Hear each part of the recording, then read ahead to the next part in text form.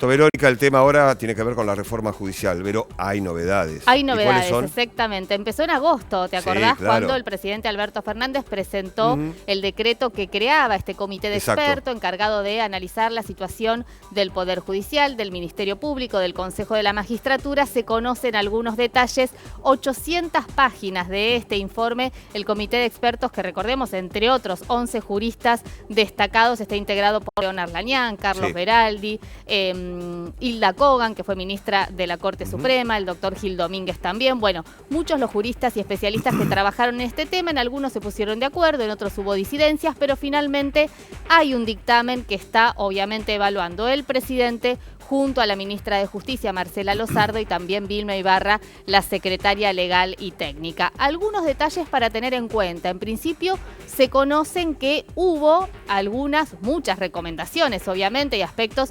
extremadamente técnicos. A propósito de la Corte Suprema de Justicia de la Nación, se propone crear un tribunal intermedio. ¿Por qué? Porque se habla de la demora de la Corte en resolver muchas causas, demasiadas causas que llegan al máximo Tribunal de Justicia de la Nación. Por este motivo, este tribunal intermedio serviría como filtro precisamente para revisar las causas y tratar de que lleguen solo algunos casos contados de mucha trascendencia, donde haya un conflicto con la Constitución Nacional para el análisis de la Corte. Un dato a tener en cuenta: no se expidió el comité de expertos a propósito del número de miembros de la Corte. Era un tema del que se hablaba mucho. Se especuló mucho con esa decisión de estos juristas, ¿verdad? Es más, algunos de los especialistas recomendaban imitar el caso de algunos países de Europa, donde hay diferentes salas en la Corte Suprema. Bueno, no hubo recomendación en este aspecto.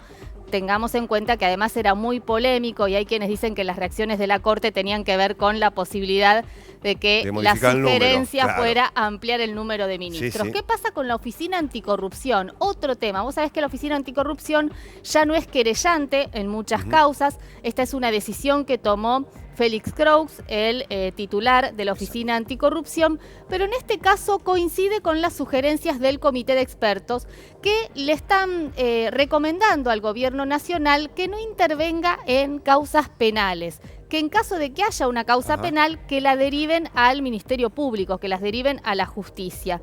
Lo interesante es que además la Oficina Anticorrupción, según este comité de expertos, su titular debiera ser designado por el Congreso, con un sistema más complejo y no a través del Poder Ejecutivo. Sí que dependa, que esté bajo la órbita del Poder Ejecutivo, pero designado por el Congreso, pero con una intervención del Congreso. Es más, Félix Croix, el titular en este momento de la Oficina Anticorrupción, estuvo de acuerdo. Recordemos el antecedente de Laura Alonso, la titular de la Oficina Anticorrupción durante la gestión de Macri, que no era abogada y se modificó precisamente uno de los aspectos para que pudiera asumir. Y el otro tema que se va a discutir, se está discutiendo en el Congreso, las recomendaciones del comité de expertos.